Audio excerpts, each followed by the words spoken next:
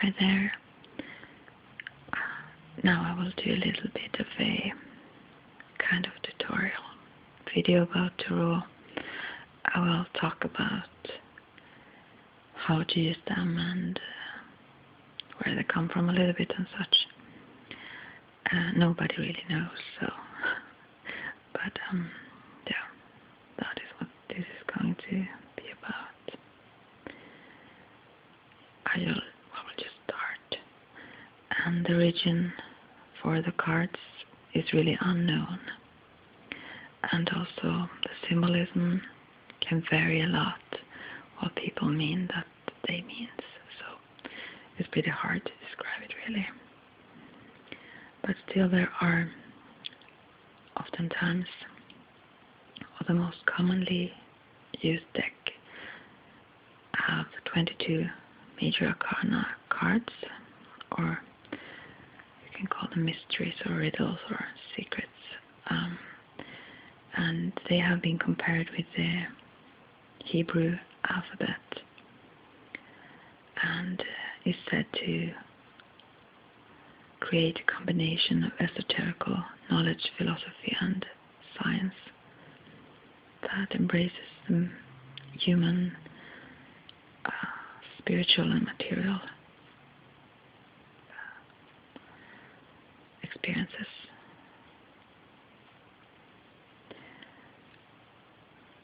Now, in this visible world, and it's also said that it can map out kind of the initiates way from ignorance to enlightenment. So, and there are also, aside from these 22 major arcana cards, there are 56 minor arcana cards that are divided into 4 suits, and that is the same as the regular playing cards that we use, and aside from the fact that they have one more, the knight, oftentimes so, and sorry if I have to pause a bit here, if I need to cough a bit, I have to move a little bit. Sorry, I just have to move my cup of water there. Yeah, and there are many cards, decks to choose from, so choose some deck that you intuitively are drawn into.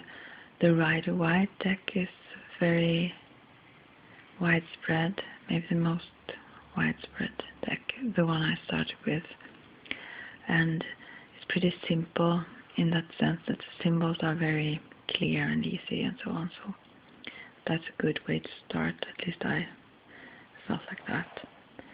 And sometimes they can look very exotic and very beautiful also, but to some people that can also be a bit frightening, that they are so mysterious. And for several hundred of years, occultists and those in esoterical science, if you say, have proclaimed, I don't know even if I use the right words here, but that there is ancient secret knowledge in the cards, codes and symbols that only the initiate and those who are very much have read a lot about the cards and so on can learn to interpret. So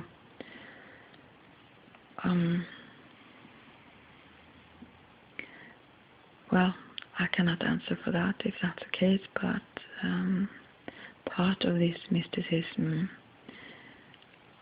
is based upon the fact that no one really knows where or when the tarot decks originally showed up.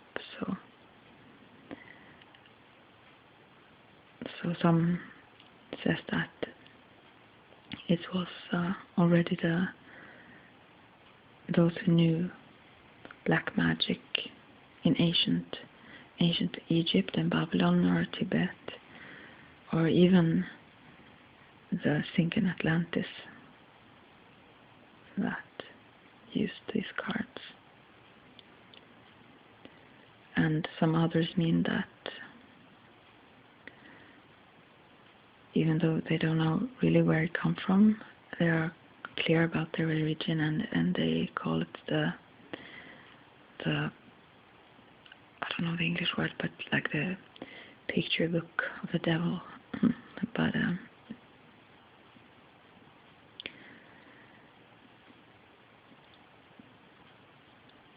what we know for certain is that the first time that its existence have been documented is in medieval France around year 1390, and it could be that they come from the gypsies, their secret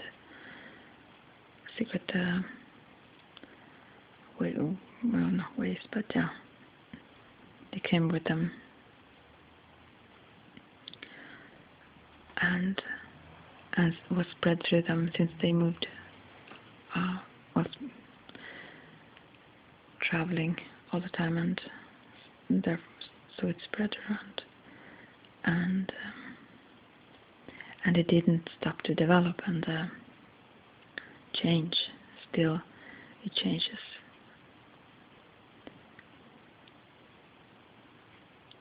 And there are many who work in magical systems and such that have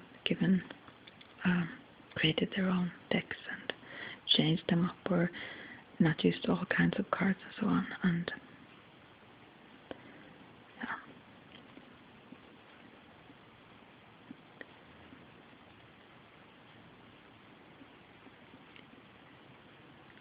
But there is a traditional way of the European tarot deck, and that was more or less clearly defined and like a standard deck during the 18th century, and that is still the most mysterious deck, you can say, or have the most mystical symbols and such.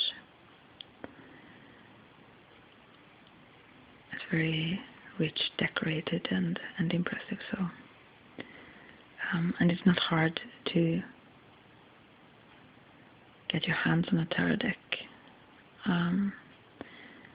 You can buy it online, or if not in the store, you have, but all kinds of magazines or whatever who is connected to occultism or magic have also connections to the tarot and where to get them. So, and nowadays it's very easy. So, but to learn how to interpret the cards is not that easy, really. Each card have of course its essential meaning, and that I will go into the meanings, but not in this video, I guess, because this will take some time. But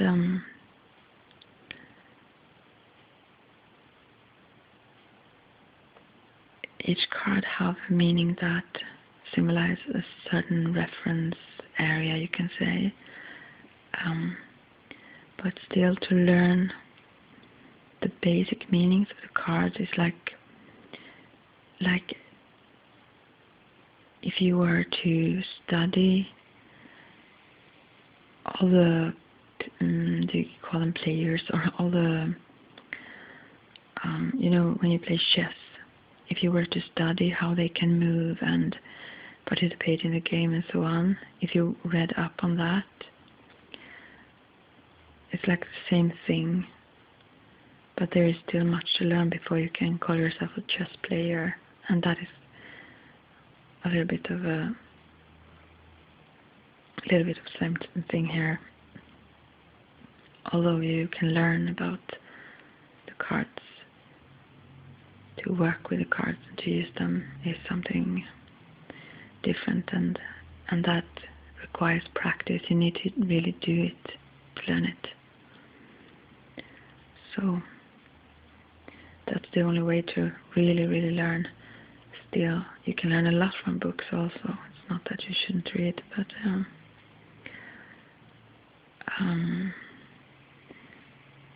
and there are so many associations and symbols and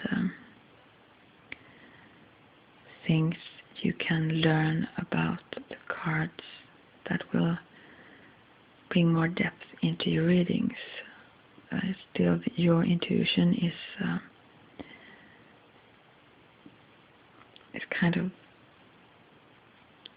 really what makes the tool work. That have to be the guidance for each of those symbols, because they have so many meanings. It's impossible really to just use them in a kind of logical sense. Or maybe possible, but it would be like never ending. So you can play with them and you can have fun with them, but still you should not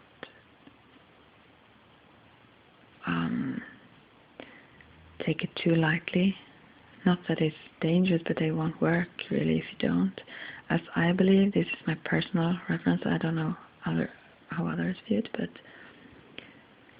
I trust that the spirits guide the answers and the cards that comes up. I mean, our ancestors and the ones in the spirit world are guides and, well, let's say angels or whatever you would call our helpers in the spiritual realm. And if we really want to connect and to get real answers, we can't just play around and fool around with it, because we won't really connect if we do that. But when it comes to the cards themselves, when I started to work, I really don't need to work with the cards. The cards are just like crutches. I am psychic. I can get much clearer and exact messages without the cards. So this is just for fun, working here in videos, because I don't like to show my face really, and also it shows some pictures. It's fun. And also I know how to work with the cards, and other people seem to like it a bit also. So, but from the beginning, to learn to know what the cards mean, it's good to work with them as often as possible, for yourself at least, and study them and contemplate what they can mean, and intuitively, I did that from the beginning. It's good to start with the 22 first, major arcana cards, so that it's less confusing, and those are the most important things anyway, even if you use the whole deck, the whole tarot deck. You can meditate and write down just a few sentences or a few words for each card. You don't need to write an essay, but you could if you want to. But yeah, even a novel or such if you wish. But just some of the impressions you get from the card, or from communicating, if you say, with the card. And even if you feel like this is just my fantasy, or this is just the imagination working freely, that is a great power. Imagination is not to take lightly in that sense. And you will be surprised how much it have to say. And also, if you do reading for yourself after you have meditated on them and connected with them a bit, and if you are like me, a kind of fast person, you would be too curious to just sit and meditate on them. You will start to work with them immediately. So, but then also meditate on them anyways. But if you do your reading for months, for example, for yourself, write down a little bit of what the reading says and go back to it after a month, and you will then realize how accurate it was. Before you learn to understand the language or the symbolism of the cards, you will not see that before. But if you look back at what you have done, and you need to write it down because you won't remember really exactly what it was. But then you have it black and white over the day. And after a while, then you will learn what the card's way of speaking, if you say. So then you will start to know in advance what they really are pointing at or want to say. So, yeah.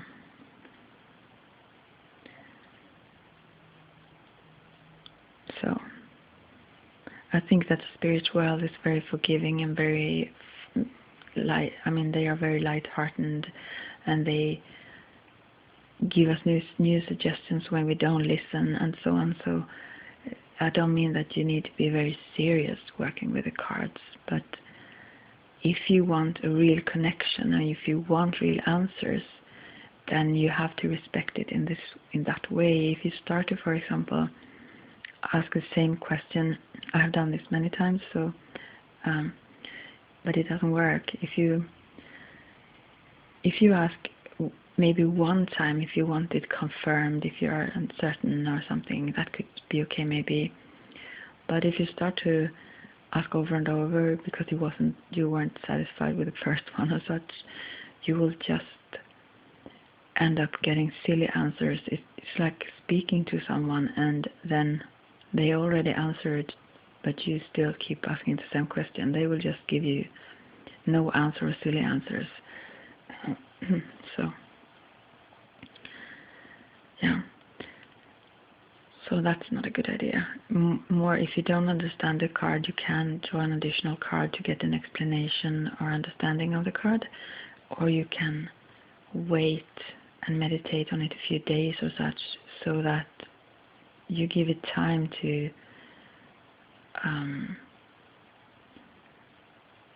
or you give yourself time to digest the meaning. Maybe it just pops up what it means for you after a while.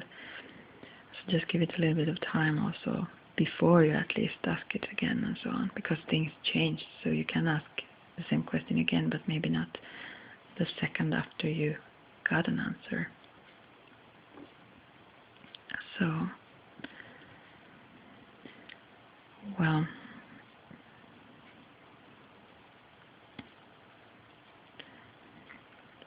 yeah, so to begin with, if you want to start with working with the tarot, this is not only my suggestions, many suggest this. So, but as I said, the deck have 78 cards, and 56 of them are divided into 4 suits. That is cups, swords, coins or pentacles, and wands. And they are, as are playing cards, hearts, spades, diamonds, and clubs. So,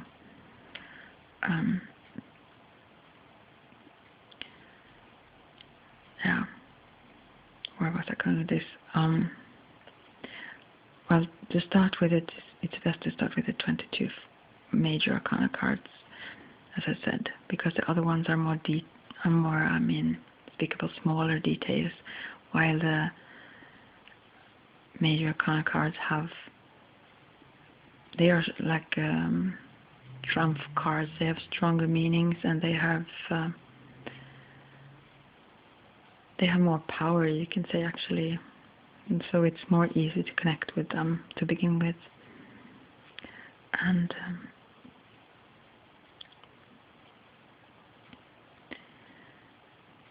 yeah.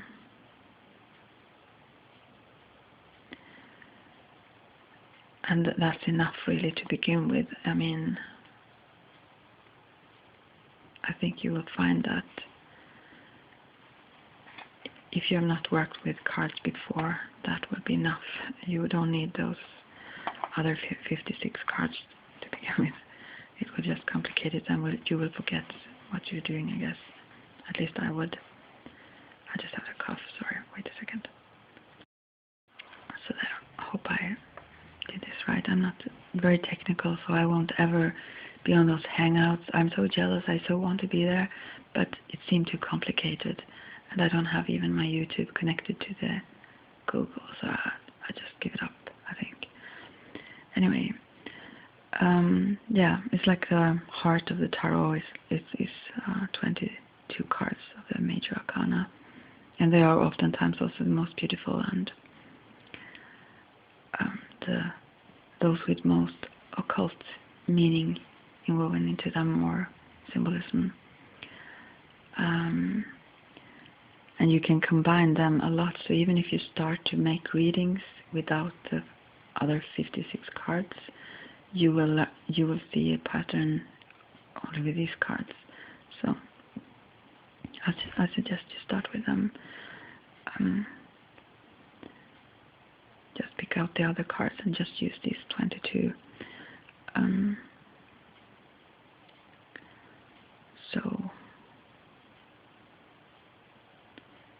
And I will later on, now I will just speak a bit around these topics, but later I will show them, I will lay them out in different patterns and talk about them more kind of live.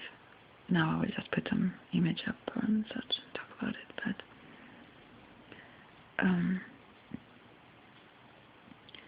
you can do different kinds of layout with these 22 cards also to show a kind of simplified map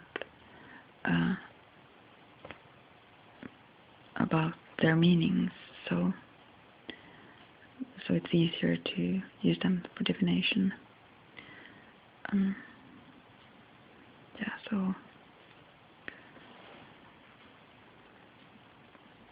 and when I go through each card, I will talk about the most common ways of interpret them. But the most important thing is what you yourself feel that the cards mean for you.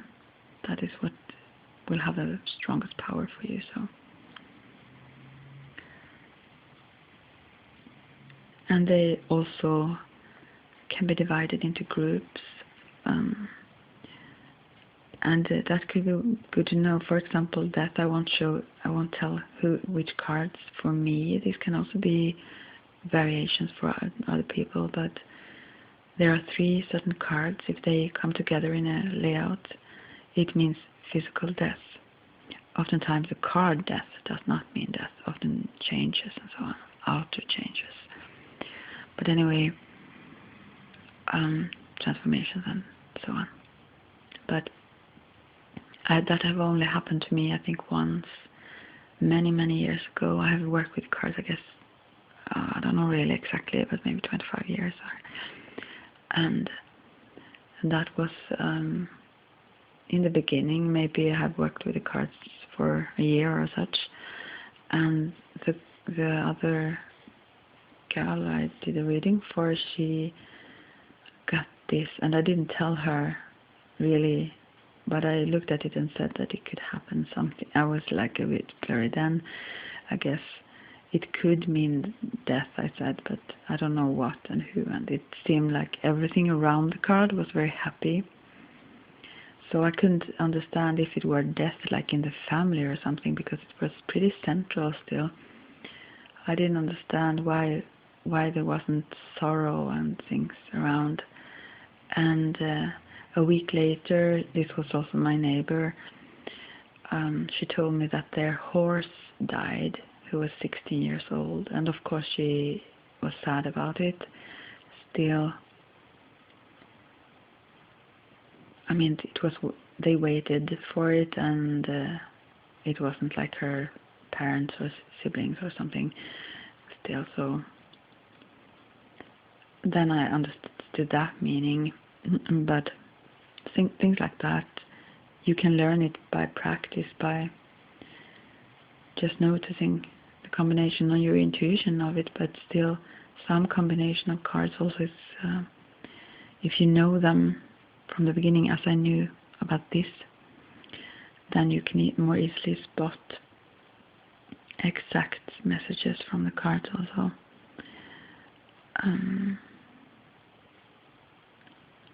Yeah. And also you can divide the deck in different ways. For example, you can take the 11th or the 10th first card from it. It's like the 11th card because it's from 0 to 10, but and the first half of the 22 cards then is more the outer, or represents more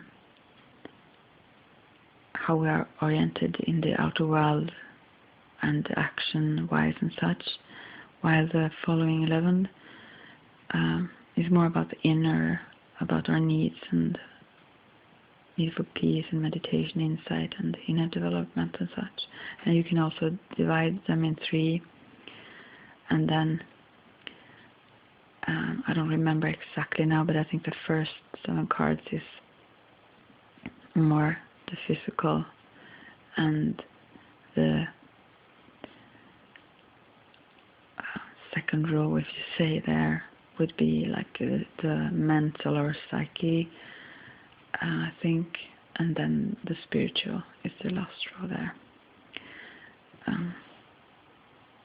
The last 7 cards in Updates 22 them. So if you learn some of these things, you will learn also when they show up in a reading, you will understand better what they want to say. So, and if you divide them, like I said, first now 11 cards, or in the middle, then the Wheel of Fortune is in the middle of this cycle. So it's like a shift. Something really changes there from being focused outwards to moving inwards. Yeah. And some people use them upside down. This I have never done because I have always felt that they have been very accurate and worked so well. Just using them upright, because if you use different kinds of layouts, the position they are in will also change the meaning. So, for example, if you call them positive or negative, all cards aren't really positive or negative. They just have their message to tell. But if we say that anyhow, in a certain position, a positive card can then be interpreted in the opposite way, really. So they still can mean different things, but there are many people who use them upside down. So, who use them both ways. So when I go through the meanings of the cards, I will also say what they can mean upside down, because that's such a commonly used tradition, or a traditional way to use them, So, and oftentimes then, when you use them upside down, the meaning becomes the total opposite. But sometimes it becomes a more subtle interpretation of the meaning it usually has. So,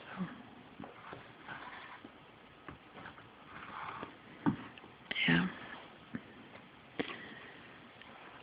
And I will go through each card, and starting with the major arcana, not today, but I will talk about one card at a time,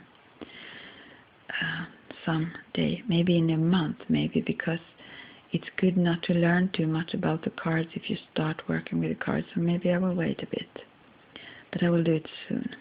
I will not forget about it.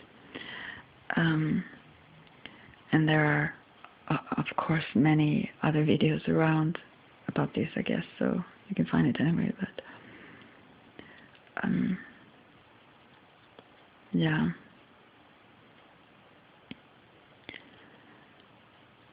So just keep the 56 minor arcana cards to begin with, is my advice. And then later on, when you know the 22 cards well enough, when you feel you are acquainted with them, then you and when you want to broaden your horizons in this, then you can add them. That's a much greater way to start to know the cards. And then you can tap into the understanding of each of those cards' meanings. Yeah.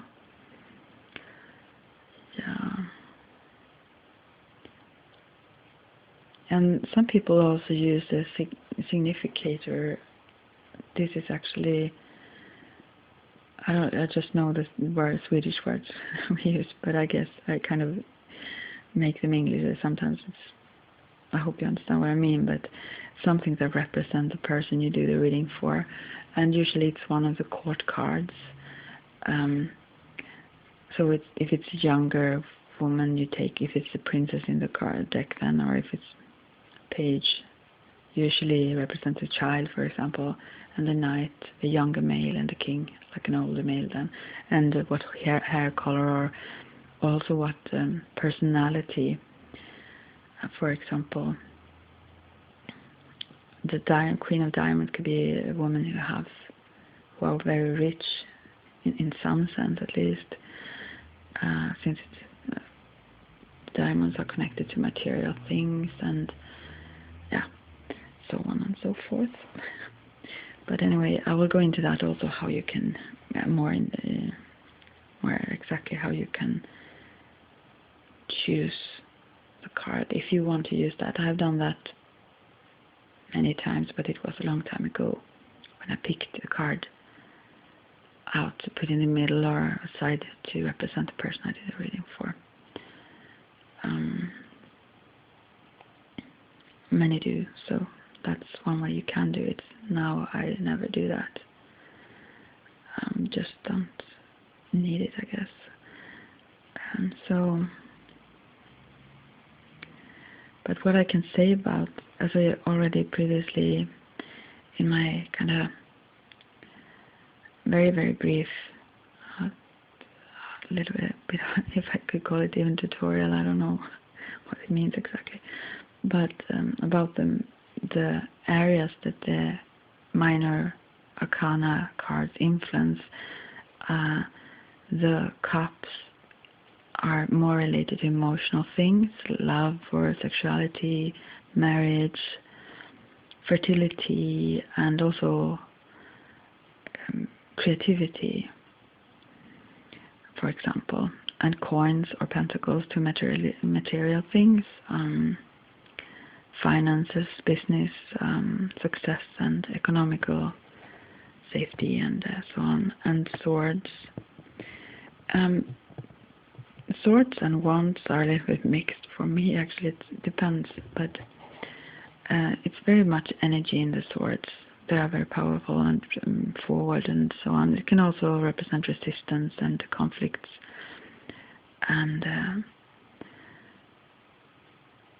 that you need order in chaos or something. But also swords are very much thoughts. They are connected to air, and also to intuition. So yeah, but very much to the mind, to the brain, you could maybe say. And the ones then are connected to the intellect and also thoughts, but in a different way, more inspirational thoughts, ideas, and willpower.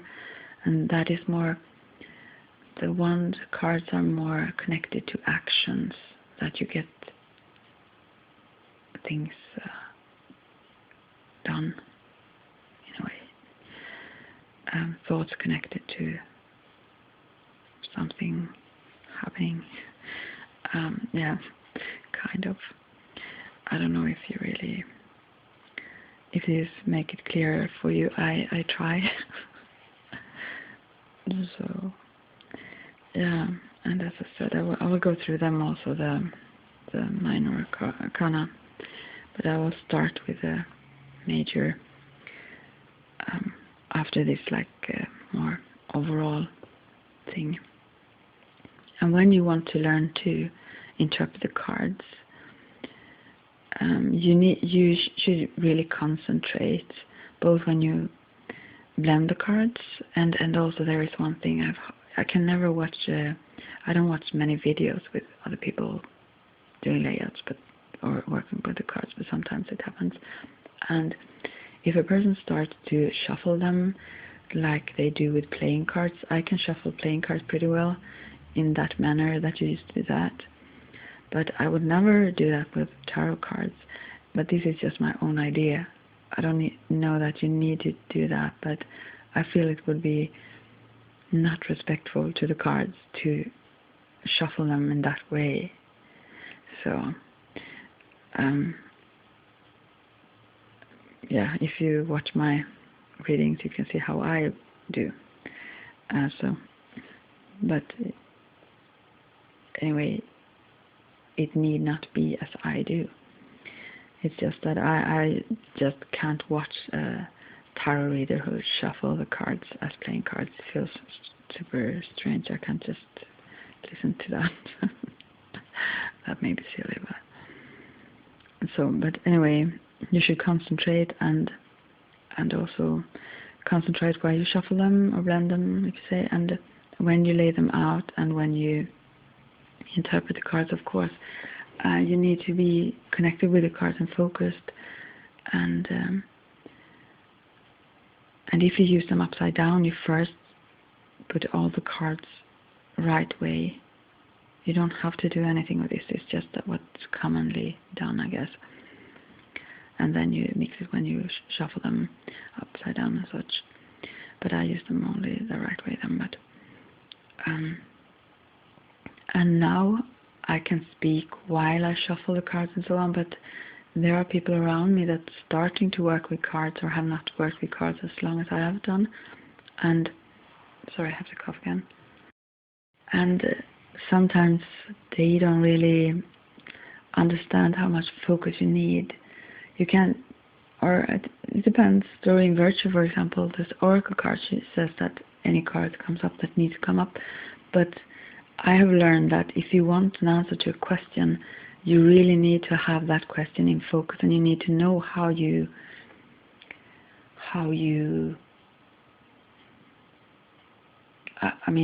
you need to know clearly the way you express the question in your mind also, because the cards will respond to the way you ask. And also there is not a good idea to ask yes or no question, because that will not bring so much information. It's better to ask how questions or such.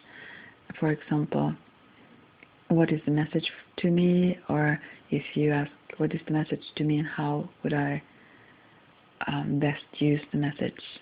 For example, you can use those two questions to make it clear if you want to. But, or how will it be if I do like that or this or seeing so now I was, yeah, that's almost English, I guess, speaking Swedish again. But yeah, so avoid yes and no questions, at least to begin with, to learn to understand the cards.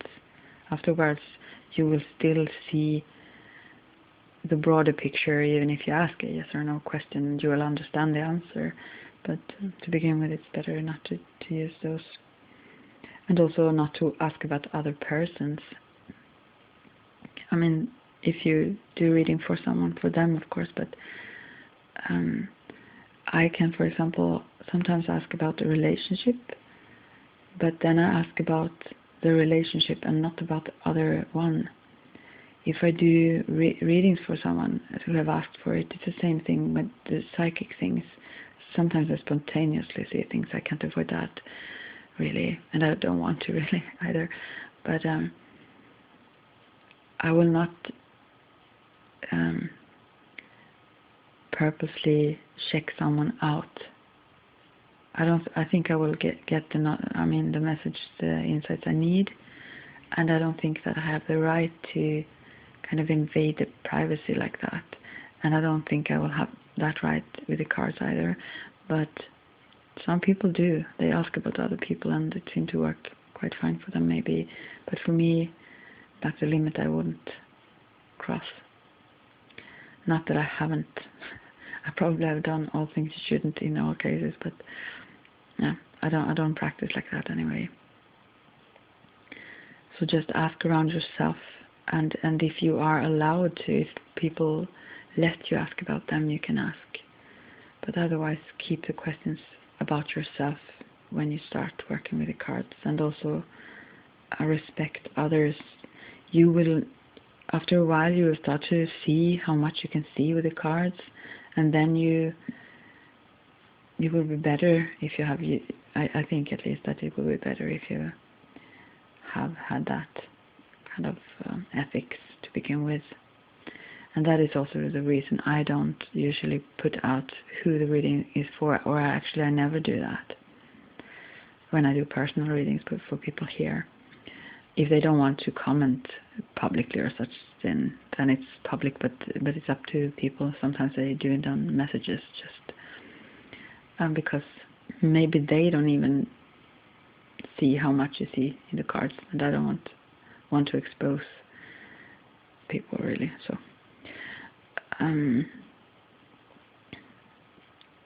yeah. Oh, I speak now. Well, I haven't almost said anything. So typical.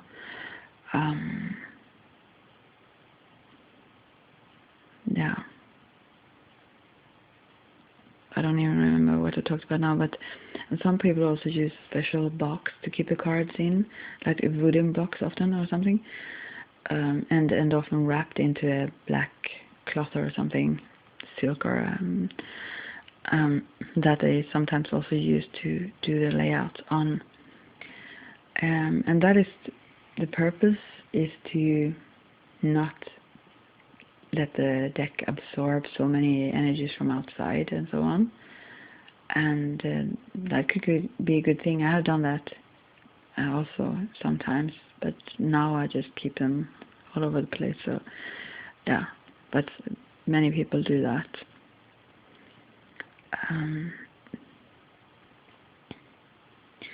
Yeah, and also when you start to know about how you do readings, then you will be able to just, if you see a new reading, you can just you see by the numbers how to do the layout, and you will, even if you haven't done it before, you will easily be able to do a new kind of layout or spread.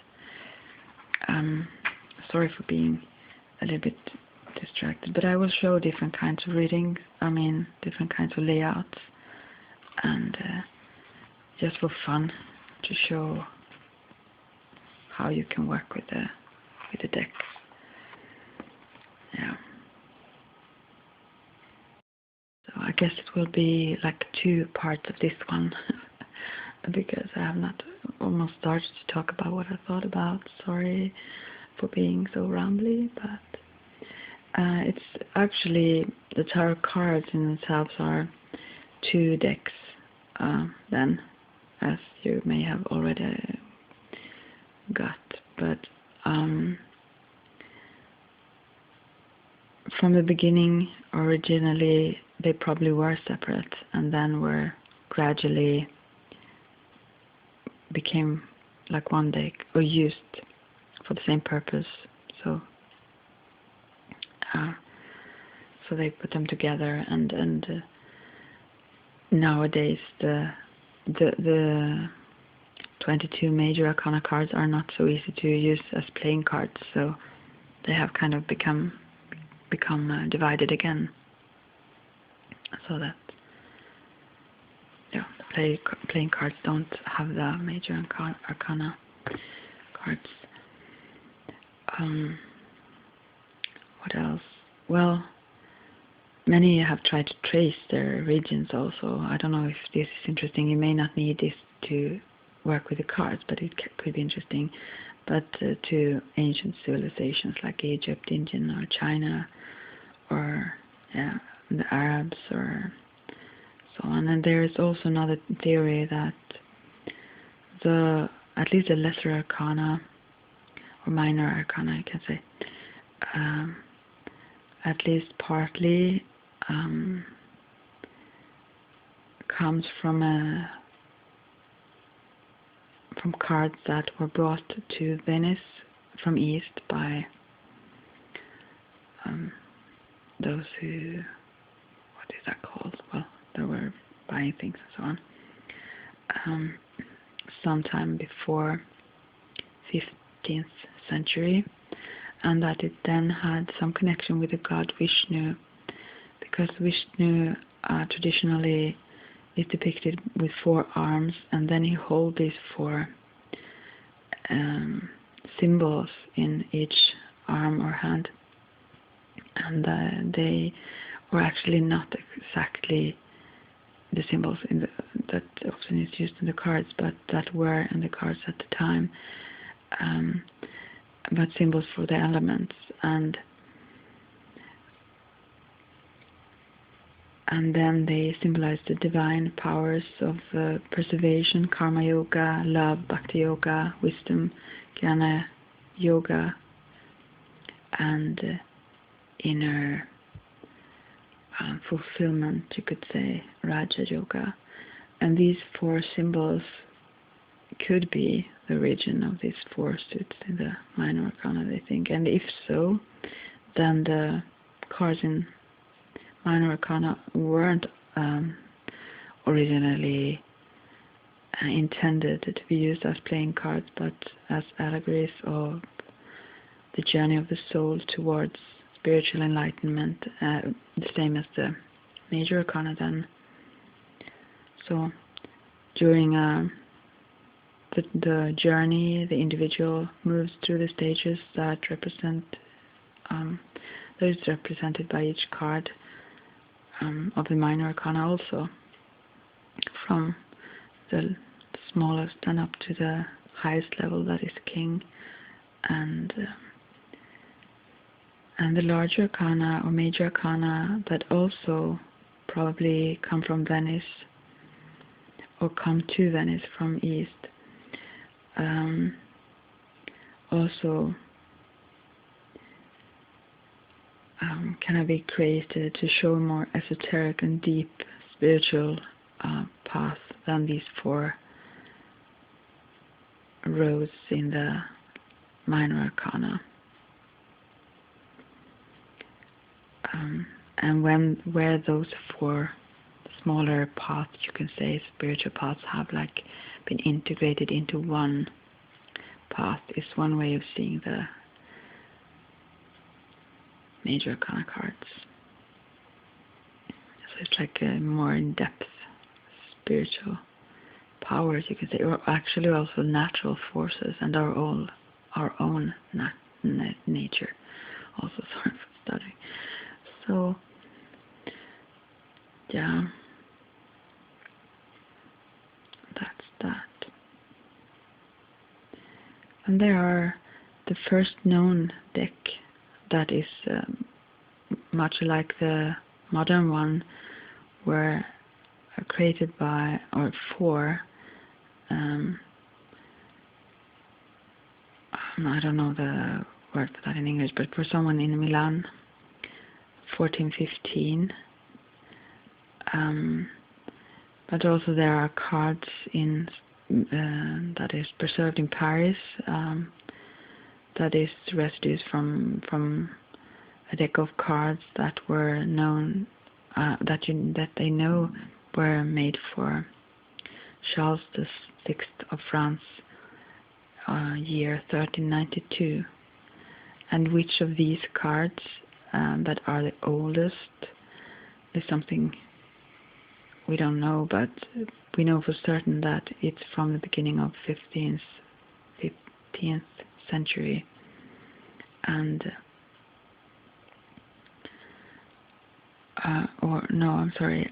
that we know that from the beginning of 15th century it was commonly used more in a grander scale, the cards. I'm sorry, I'm a bit tired. So both in France and in Italy, and from there spread throughout all over Europe. And after a while, then the divination with the cards weren't as important as playing with them for money and so on. So then they were divided again, as I said. Yeah.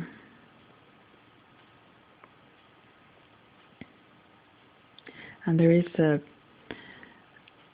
similar game as bridge that was known in France, like a prehistorical sort of bridge, I don't know, that was called Les Tarots. So I don't know if that have any connection to tarot really, but it was. And in Italy it was called tarocchi. So yeah. Well, and there is also a strong tradition that says that the tarot cards originally is or depicts universal knowledge from the Egyptian god Teothi, or Thoth. I used to say Thoth, but you shouldn't pronounce it that way, I've learned. But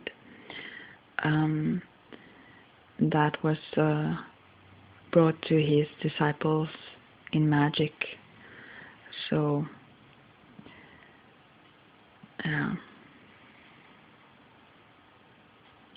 and there is also a wig maker, if you call him that, in Paris, who called himself Etelia, but that is his name written backwards. But he was inspired by this theory and constructed his own tarot deck to make divinations and such. And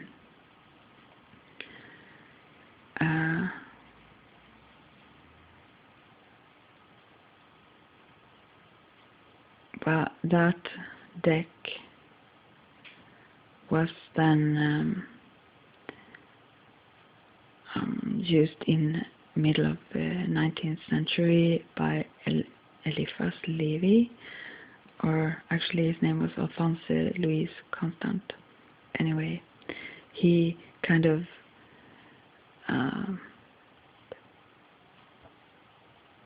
well, he even brought Etelia's ideas further, and ideas. He created a whole new system from these Etelia's ideas that had its base on Egyptian pictures and also a connection to Kabbalah. So many people think that tarot and Kabbalah is very connected, and there are connections, but mainly what we know is that it comes from these men's ideas of it, but there still is very close connections between Kabbalah and tarot. For example, in the 22 letters of the Hebrew alphabet, and the 4 suits in Lesser Arcana or Minor Arcana also said to mirror the 4 Kabbalistic worlds, the 4 steps in which God created the cosmos. And Louis, this one then I talked about now, also had a huge influence on Arthur Edward White, who created one of the most popular decks that is still popular today. And he was Arthur Edward White was a member of the Hermetic Order of the Golden Dawn, as also Aleister Crowley, if you know about him, was. And when his deck came out, if you say, I'm sorry for I can't find words sometimes, I'm sorry. But it was a revolutionary thing, his deck, in many ways, in the 20th century. Because in his deck also the minor arcana had pictures. Usually they just had the amounts of, let's say, clubs, 9 clubs or 3 clubs depicted on them. But on this white deck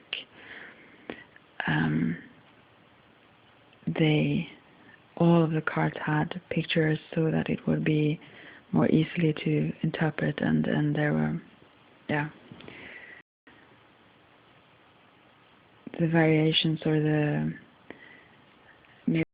variations, but it was much more easily to work with a whole text, and it's very popular around the world still, this deck then. And there are so many mystical systems involved in the tarot, and yeah, it's very complicated to go in depth into it. And now I've spoken for an hour almost and said nothing, but also very much connected to the astrological influences in each card. They have a connection to those things, and but also when if you use time to study and identify with these pictures, you start a journey in your inner self, within yourself, that will transform you. So it's good to start from, it's important to really connect and understand all of the cards, to start from 0 in the major arcana, and then the 1, the magician, and then the 2nd, the high priestess. We always use the high priestess when we work with the cards, but that's that kind of archetype, if you ever call them that, but energy, but still, it's a way.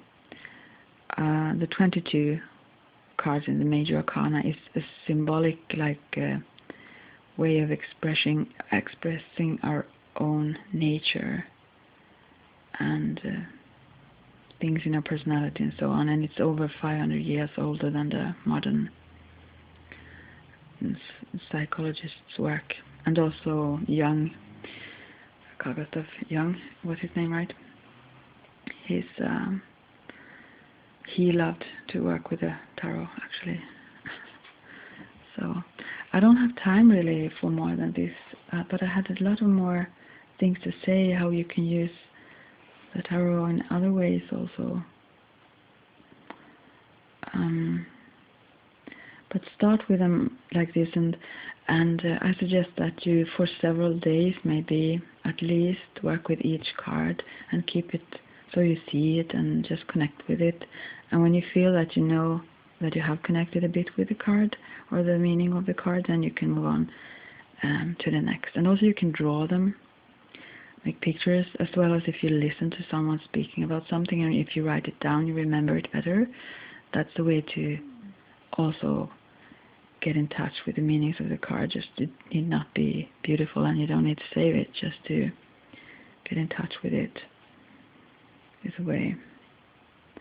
So, well, things will happen when you work with this, and I will do one second part of this kind of, I don't know what I should call it, but I think it's fun. I think it's absolutely super fun. So thanks for the inspiration I got there to do this, and I really want to delve, what do you say, very deep into the mystical connections or the magical connections, how you can work with the cards in magic also, and empower yourself with the cards. But that's maybe we'll touch it in the next video. I will do 2 like this and then go into the meanings of the cards. Sending you lots of love now, and thank you so much for all of the love and inspiration you spread into the world, whomever listened to this. I'm very grateful for that. Very, very good. I'm grateful for that, and thanks for your patience with me not being able to know what to say, what words to use, but I will hopefully learn.